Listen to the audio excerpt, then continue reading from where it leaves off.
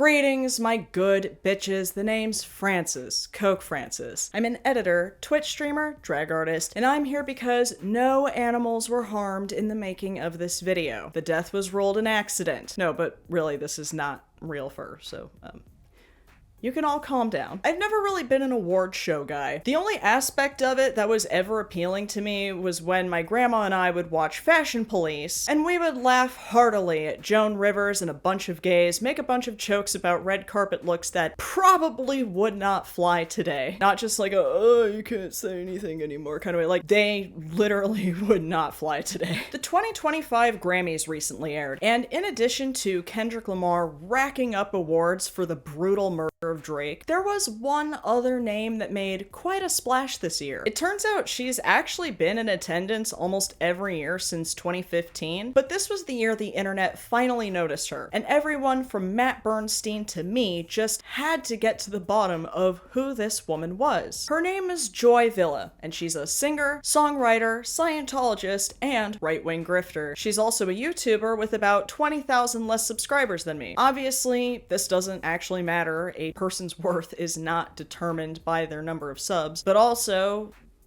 why leave it out of the story? She's also the grandniece of Kenny Haygood, a jazz musician who recorded with Miles Davis and also had a daughter with Alice Coltrane. I listen to her music and it's fine. Definitely not Grammys worthy, but it turns out you can apparently just buy an Academy membership and that allows you to buy tickets to go to these events. I don't think you can get invited just because you're Dizzy Gillespie's third cousin twice removed or whatever she is. I know I just said it a few sentences ago, okay? Do I look like I care? The only thing she's actually known for, more than her outspoken love for Donald Jessica Trump and fetuses, are the dresses she wears to prove that. And this is why she's currently Google's most searched for Grammy attendee of 2025. All these catastrophes that gave me nom flashbacks to that MAGA fashion show were designed by this diva. His name is Andre Soriano, and he's a gay Filipino immigrant who was a contestant on Rihanna's Project Runway-ish show back in 2013, and proof that being gay doesn't mean you have taste. We'll get into some more Soriano lore later. You all know I'm a sucker for fascist fashion because it makes my job very easy. So please join me as I eagerly channel the spirit of our Lord and Savior Joan Rivers and conduct a needlessly thorough roast of all of Joy Villa's absolutely dreadful outfits. Am I giving her the attention she clearly desperately wants? Technically, yes. And I'm getting the attention that I want. It's a win-win for everybody, really. But first, a word from our sponsor and our very handsome host. Imagine paying for a ticket to the Grammys like Joy Villa does, only to be seated in the back alley of the venue and having to watch the whole ceremony on a screen. That's what watching your favorite streaming service is like without the help of today's sponsor, Private Internet Access VPN. We don't exactly have a lot of privacy anymore. When you connect to public Wi-Fi, your device transmits a ton of information out into the open. A virtual private network is an app that hides your IP address and safeguards your internet connection through an encrypted tunnel. Private Internet Access is the world's most transparent VPN provider, with over 30 million downloads worldwide. By hiding your IP address and encrypting your internet connection, you'll be protected from the prying eyes of hackers, internet service providers, government censors, and anyone else looking to exploit your private information. Many websites and services are only accessible depending on your physical location, especially streaming services like Amazon Prime, Disney Plus, and Netflix. Their libraries are based on location, and some shows can't be accessed if you're not in the right region. Just like that Grammys ticket, you paid the full price for a Netflix subscription and you only get to enjoy a fraction of it. My favorite anime of all time is Attack on Titan, and out of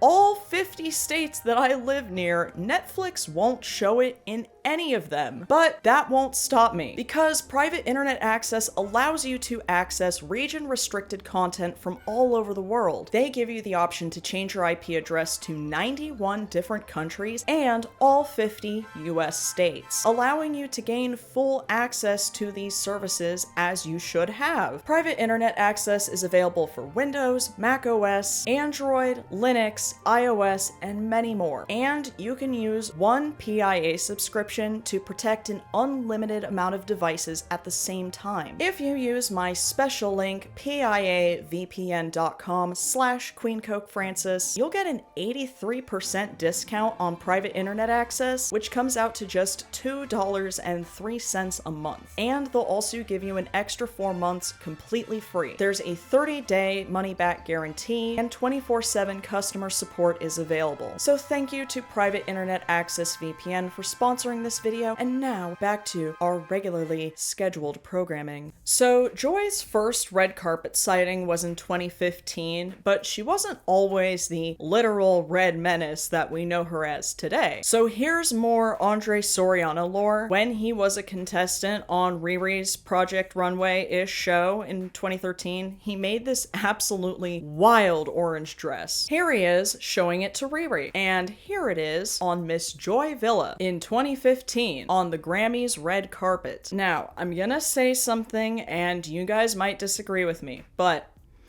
I kind of f with this dress. It's wildly inappropriate, borderline Bianca unsensory levels of leaving absolutely nothing to the imagination. It's literally just orange construction zone plastic. The blue purse with it, even worse. It's a very 10-year-old boy color scheme, but I kinda dig it. It's visually striking, it's super campy, it has a decent silhouette, and there certainly isn't anything else out there like it. Like, this is drag, honey. Why is it that the people who are so against drag also want to be like us so badly? It's almost like, aside from rights, we have everything that they don't. By that I mean the power of friendship. The other thing I wanted to make a note of is that Joy has a very pretty face and a gorgeous figure. Apparently she used to do bodybuilding a while back, and I can tell her arms are goals. So when something does fit her right, she definitely works it. It's just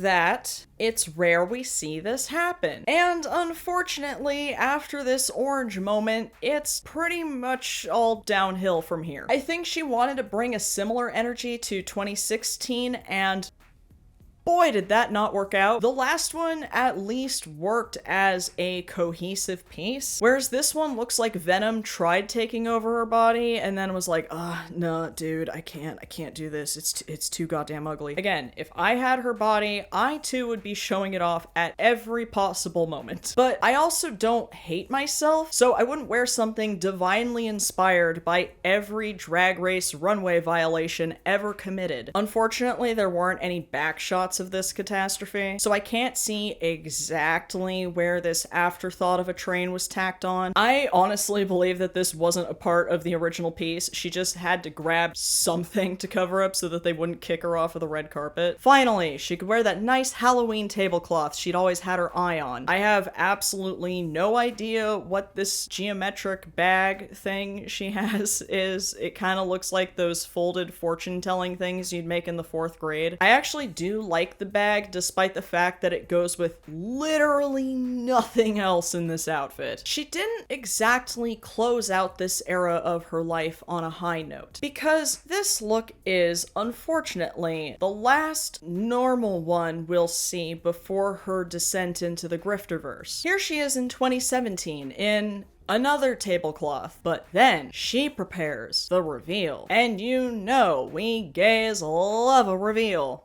Until now. She dramatically whips this oversized hospital gown to reveal something that would have probably earned like a low B at that MAGA fashion show, which gives you a good insight as to what the rest of that showcase looked like. That's right, good bitches. We are now in Joy's era of not wanting her fashion to evoke thoughts or feelings, just needing things to say things all the time. If she ever forgets who her favorite president is, she can just always have it, right? down there. It's too bad there isn't a movement for making ironing boards great again. And what better way to compliment a nicely shaped fishtail gown than with a literal apron. Look, I know they want to put women back to work in the kitchens, but can we at the very least cut their fabric the correct length? I actually do like the heart purse. I'm assuming it's a prototype for all of the pro-life shit we'll see in a bit. That said, it's also the last bag we'll see that has any sort of subtlety, which, as we know, isn't exactly their strong suit. They couldn't even put the country of origin label inside the dress. Listen, I'm all for people being proud of who they are, but they shouldn't be able to just fly their flags anywhere they want, especially in front of children. They don't need to be exposed to something that tacky at such a young age. Speaking of pro-life shit, here she is at the 2018 Grammys. Now, as unsubtle as this is, I believe there's still room for interpretation here. What I think this dress is saying is that gay people are still the #1 prevention method for abortions, especially the gay person who made this dress, cause ain't nobody getting pregnant in this little number. And not just because of the absolutely ridiculous design, but because the rest of the dress is so goddamn boring. Literally nothing else going on here. Zip, zilch, zero, nada, no details, no tailoring, does absolutely nothing for her figure. The waist trim doesn't even land on her waist. This dress and bag were absolutely made the night before the event. I will bet my life savings that Joy called up Andre the night before to check on the status of the dress, and he had to haul ass to Hobby Lobby because he knew damn well he couldn't lose his only client. And the bag is definitely giving running out of room on a happy birthday sign. Now, 2019, this was Miss Thing's year. This was the year she started making non-Grammys appearances as well, spreading love and eyesores everywhere she went. For 2019, we'll go in order of best to worst, in my humble opinion, and I know everything. This is what Joy wore to a social media summit or something. I am literally begging Andre to learn how to design tops for women. I know breasts are probably the last thing on that little gremlin's mind, but he's not designing for Christina Hendricks or anything. Joy has exactly the right amount of boob for clothes to lay really well on her. You do not need to put this woman in Old Navy. And then in this picture, we can see that it's not even a full dress. It's a top and skirt. There aren't a whole lot of pictures of this look. Most of them are candid shots from apparently before a fight broke out at this event. On the positive end, this dress is definitely the farthest they got in exercises in subtlety. Only one word on the dress, in all caps and Comic Sans. Very demure, very mindful. Next up, we've got another pro-life classic that my partner called Pepto-Abysmal. Hot take, I actually like this color. It's giving Nicki Minaj before her Elizabeth Sparkle level spiral into bitterness. I am living for the irony of saying Planned Parenthood while wearing a dress made from the same material as condoms. This is at the premiere of a documentary called Unplanned, and I can't hear myself over the sounds of your eyes collectively rolling right now. If only there was a documentary on the choices that led her to dress like this. The movie's tagline is, "What she saw changed everything. She should have changed out of this goddamn dress." My theory is that if this dress didn't have this text on it, the pro-life crowd at the event would call her a harlot, so thankfully they had everything spelled out for them, as they usually need it to be. We've also got this Betsy Johnson at home bag here. She really loves her hearts, doesn't she? Is it to replace the one she sold to the Church of Scientology? Here she is at the Daytime Emmys in 2019. Top of abortion to ya. This one is certainly more, chaste than the last one. Very festive for an award ceremony that's held in... When do they do the Daytime Emmys? June. Clearly, Andre got a baby stork stencil, and Miss Thing was not about to let that go to waste. It's even in the hyphens that say pro-life is pro-woman. She's so excited to get the message out that the letters are practically falling off the dress. It also looks like he still hasn't learned how to properly sew a top part onto a dress, so he's resorted to this pre-Disney princess transformation skirt and this Midwestern mom long sleeve tee. But there's something here that you might not have noticed, because I didn't notice it until I was subjected to this image for longer than should be legally allowed. What are those? No, really, I'm asking. What's going on down here? What are these? She better not make another trip to the Capitol in these bad boys. I'm sure she probably gave them away once she found out that rainbows are gay. The funniest part of this whole culture war thing is conservatives having to pretend they never liked all of these things that kept their empty minds entertained for so many years. Like this video of Trump hitting on Rudy Giuliani dressed in drag. Also, is it just me, or does Rudy Giuliani look like Simon Bar Sinister from Underdog? Finally, Joy made another grand return to the Grammys in what's arguably the most vile look we'll see today. They asked her who she was wearing and she said Reynolds. Oh, but Frances, this isn't vile, just really goddamn ugly. Now, don't get ahead of yourselves here. She still hasn't done her reveal. You see all these barbed wires and spikes and other drag-on-a-dime accessories? Those aren't just meant to match the tinfoil hat dress. Just because she's already holding a red bag that says Make America Great Again on it doesn't mean it's about to get any less subtle. I mean, come on now. So she takes off this cover-up and we see A wall! but not just any wall. You see, the only thing lower than her standards is her level of media literacy. Behold, the appropriation of one of the most obvious, practically spoon-fed examples of anti-fascist art. Clearly it wasn't enough for the Hammerskins to appropriate the crossed hammer symbol from the wall. Fascists really don't have an imaginative bone in their bodies, do they? And then you realize, oh, the barbed wire and the spikes are there because the wall that they want to build should also be painful, right? A wall on its own to keep people out of a free country isn't enough. It also needs to inflict direct, physical, bloody violence on them and hurt them. Anyway, unrelated, but also spotted on the Grammys that year was this self-hating queen. And you know what? It's just so great that Jeffree Star still has one person in the entire world who sees something redeeming about him. This guy's name is actually Ricky Rebel, and for someone who's trying to push the I'm not like other gays narrative about himself, he sure does look pretty f***ing gay. As you can see, he also did a very cringy reveal with the jacket equivalent of a forehead tattoo. However, tacky and awful and absolutely goddamn ridiculous as this jacket is, the idea of a reversible jacket is a more creative and interesting way to do a reveal, and doesn't look like you're just whipping the canvas off of a statue. Anyway, back to Joy. This next one is the look she wore to the 2020 Grammys, the last one that she would attend for a while. It's a whole new decade and she still hasn't learned what an ironing board is. She's got on this lab coat with her very own coattails. She no longer needs to ride the ones of Miles Davis's aunt's sister's wife who lives in Canada or whatever. I also spy, with my heavily makeup eye, some signature pieces that you might recognize from the America First Patriotic Fashion Showcase. Like this little clutch here. They should have used her as a model, considering how fit and pretty she is. But I guess they had already filled their quota of black models so that it wouldn't be mistaken for a Klan rally. At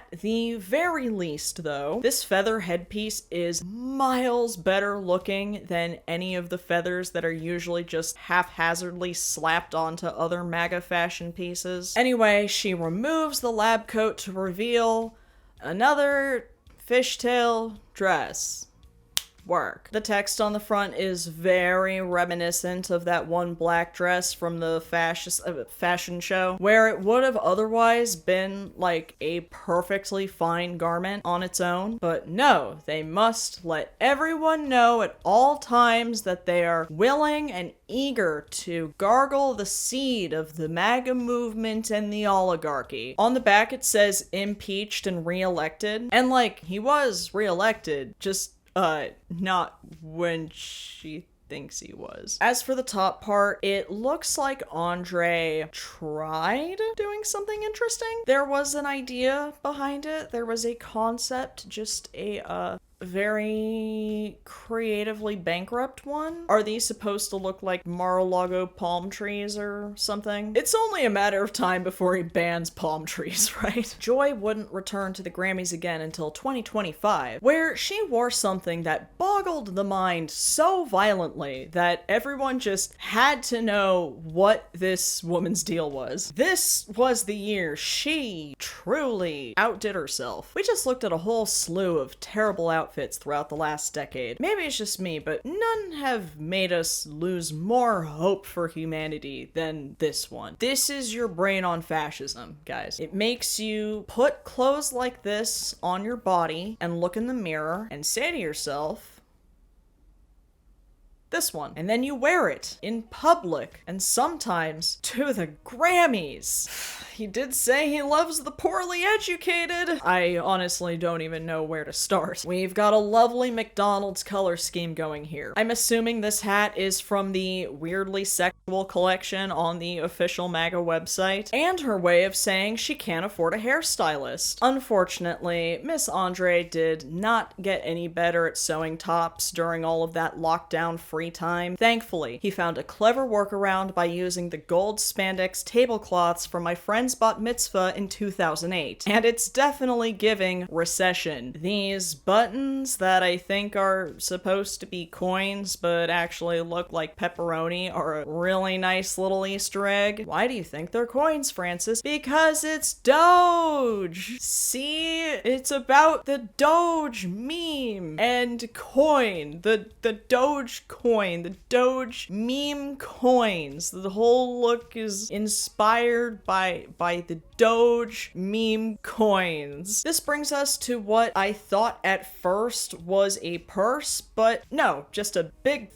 thing she's wearing around her neck like a Flava Flav clock. He definitely won't take your ass to Red Lobster dressed like that. They do not care if you have the same color scheme as the Cheddar Bay biscuits. I've been staring at this clutch in her hand for ages trying to figure out what it is, but from this angle it kind of looks like a can of Jet from Fallout, which tracks because you'd have to be high out of your mind to wear goddamn loafers to a red carpet event. Enough of this. Let's see if Joy has an explanation for this mess. So this look is all about American exceptionalism, freedom. It represents cryptocurrency, which is definitely the new wave of freedom, a meme coin.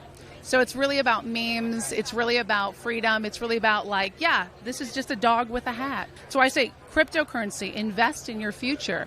And I'm here to make America glamorous again. Oh man, I hate to say it, but make America glamorous again actually goes pretty hard. I mean, she's definitely not the one doing it. But you know what? If she wants to appropriate anti-fascist art to fit her own agenda, then I'll do the same. We will be the ones to make America glamorous again. And we will reclaim that phrase. Joy's outfits, and almost every example of conservative couture that we have reviewed here in the Coke Francis Extended Universe, continue to prove something that we already knew. Fascist ideologies reduce art to glorifying the state and its leaders. You know, like North Korea, except the people here do it willingly. This is also why they love AI so much. They do not see the value in genuine human expression. But but we do. And it is up to us to make America glamorous again. Wow, nobody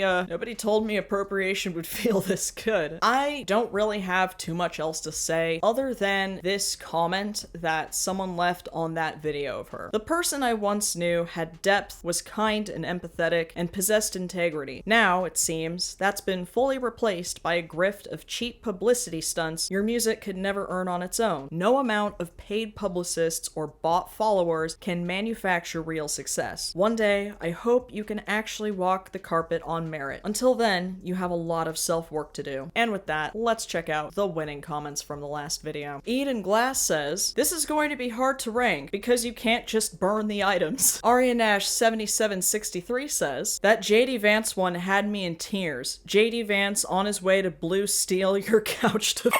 And finally, TechUtones7907 says, "Guys, I just want to caress Trump's lips, but in a bro way. I want him to carry me off the battlefield after we destroyed the libs, in a straight way, of course. I want to kiss him in the moonlight as he shines orange, but in a bro way. I will write Omegaverse fanfic about Trump in the straightest bro testosterone fishing bass pro shop way, guys. Trust." You too could be featured in the next video. Leave a comment below. I will pick my favorite ones and give you a shout out next time. But if you'd like to guarantee your name be featured at the end of every video, please consider joining my Patreon. If you join any of the membership tiers that are conveniently named after Fallout protagonists, your name will be featured at the end of every video. You might also get other cool stuff like access to my Discord, behind the scenes content on how I make my wigs, ad-free and uncensored versions of my videos. So if you love my content and my drag, you can support this channel directly by clicking the link to my Patreon in the description box. If you want to see me simp for my favorite game characters and get visibly frustrated in real time, please follow me on Twitch. And if you want to see even more of my clown mug elsewhere, please consider following me on Instagram or TikTok. My handle for all of the above is @QueenCoke